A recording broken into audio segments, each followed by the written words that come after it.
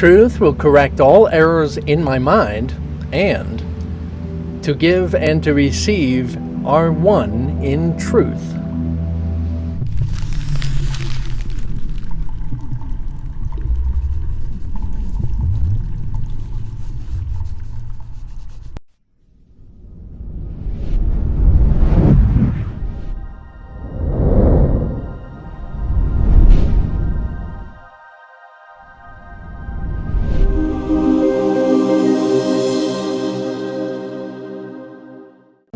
I love when these lessons are combined in this fashion, that they work so well together. It's just fantastic, wonderful, beautiful.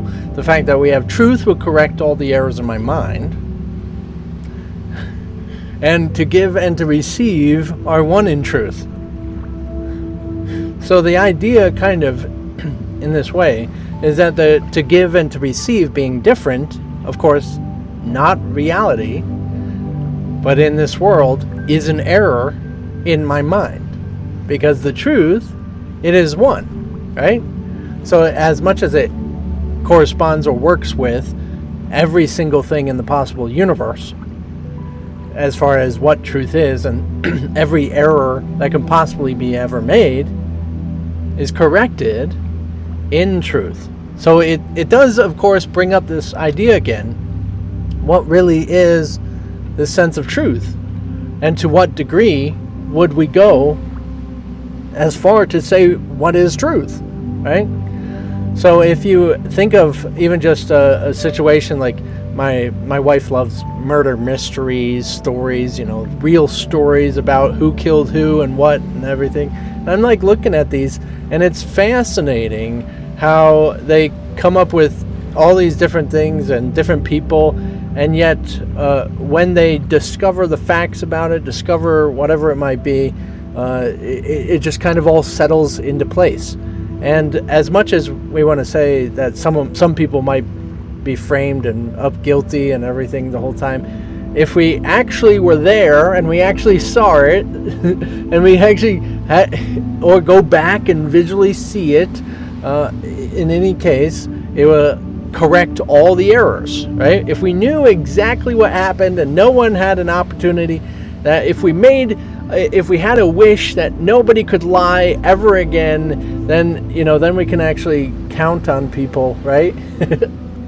But if we were there and we could see it, if we saw some video, we're like, wow, we saw what actually happened, then what was the errors that came into, it kind of just dissolved away as you actually saw what occurred. Well, you saw the error that you believed them, and the error that they lied about it, right? Or whatever it might have been. So we just naturally see the truth, and to say in that degree about murder mystery stories. But of course, as we take it even farther, in that sense, we can see what we believed that was incorrect. So if we go all the way to the truth of all existence, right, we can see what we believe that was an error, that doesn't make any sense anymore, and now in truth, right, in the totality of truth, it dissolves away. It just kind of just, you realize, it dawns on your mind. You realize, and you're not really ashamed anymore. You're not really concerned about it. It's obvious. Now it's just obvious. The truth is obvious, right? So often people do A Course in Miracles and different things, and are trying to use it like affirmations. Okay, so I have to think this way, and I have to achieve this by thinking this way. I have to apply it to my mind. And even though that's true to get there, but once you get there, you see that is actually an error. Like, you don't realize that you're trying to correct yourself and distort yourself, change yourself, instead of realizing what yourself is misunderstood. Like, the whole reason you're trying to correct yourself is because you don't even know yourself. Like, you don't even realize who you are. And that's why you think yourself needs fixing. It's like most people that believe in the devil and evil stuff, and of course there's actions that are not helpful for society, and of course actions that hurt people. And I'm not condoning any of it, nor condemning any of it. I'm just simply pointing out the idea that people believe in the devil don't get this far in the Course. They're likely not even to touch the Course, or even with a 6-foot pole, not like literally, not even if that touches me, I'm going to be possessed by the devil. It's all going to go, everything's going to go to hell, right? You ever hear that? It's the same thing with all sorts of things that people have deemed as demonic or evil. And sure, they might have their experiences. But once you recognize the truth, you realize everything that you believed, literally not just demonic things, not just lovely things, not just anything, but literally the world that exists, the physicality, everything that you think is real, all that you believe dissolve away. It literally dissolves away. Now, of course, you can try to dissolve and go kind of go backwards so that you can recognize the truth, and that's what that forgiveness is really all about. Is you're trying to dissolve the world so that you can recognize the truth. But once the truth dawns on your mind, absolutely everything just dissolves away. It doesn't exist anymore, and it's a beautiful thing. Of course, unexplainable. Yeah, I do not give it justice, especially when you say, oh, it just dissolves away. And you're like, no, what? No, I don't want it to go. What are you talking about? And that's even likely. That's likely, yes, it's true. Like, hang on tight, we're going for a ride.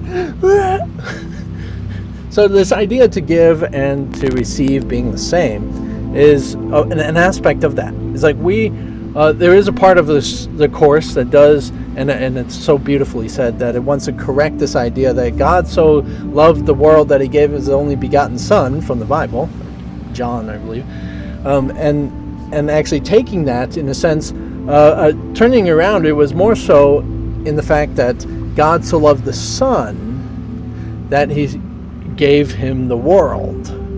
Now this, of course, to whatever degree in which you want to know the truth of it, will diminish and dissolve the facets of illusion in its way. So as much as we can explain it, essentially it's all true. So if I say that what the world is for, and what God so loved his Son that he gave him the world is for, we can say it's for healing. We can say, for the salvation, for the discovery of itself, for the purpose of it. Or we can say that don't talk too much. Jeez, okay. Or we can say that he gave him the world for some sort of experience, like he asked for the experience and wanted the experience. But it's interesting how most of us read A Course in Miracles and take it in a fashion that, well, it's an illusion, right? God did not create the world, right? And yet God gave the world to his Son.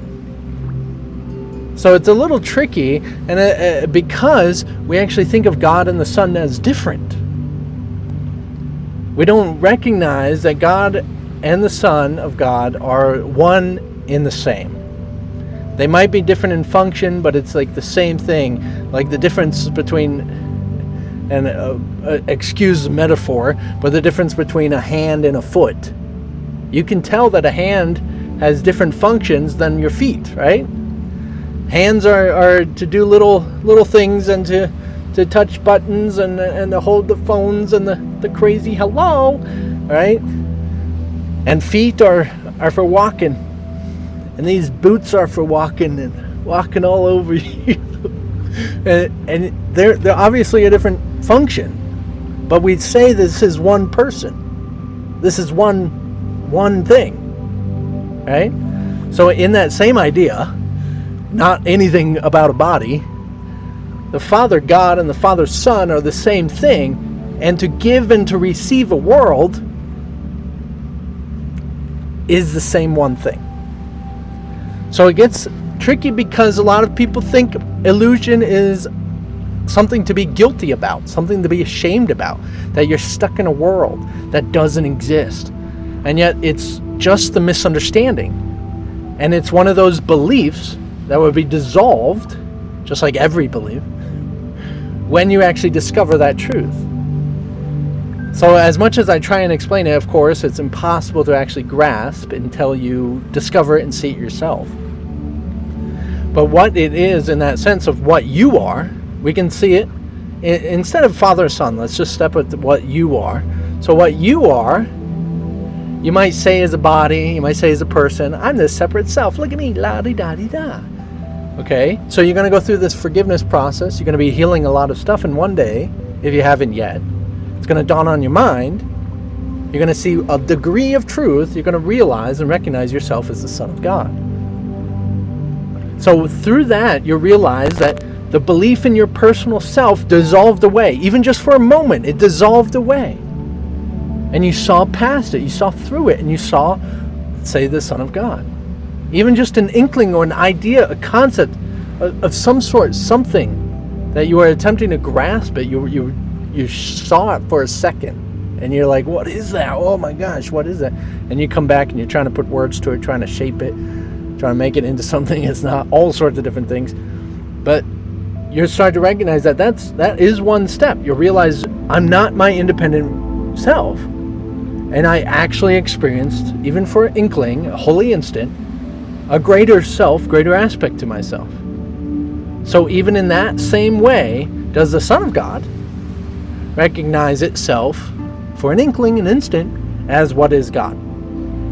So even if the Son of God is giving the world to the Son or to the egos, and the egos, it makes no difference, because it's getting all mumble-jumbled, mixed up a little bit, but in the sense of what giving and receiving is actually because everything is the same. That you are the same. You are the same thing in which gave you the world. So even as you're receiving it, you're also giving it. I hope I made it clear.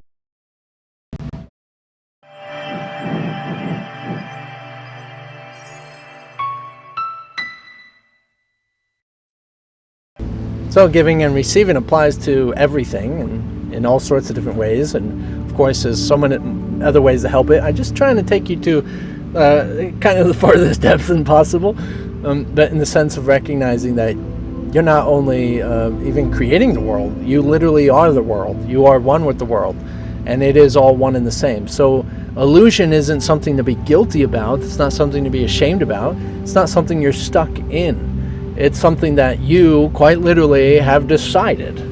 You are a decision. And illusion and disorientation and lost and confused is an aspect of this decision. You made the decision to be here. You made the decision to experience. And only by that authority that recognizes that truth does all of it dissolve away. If it so desires by that same authority.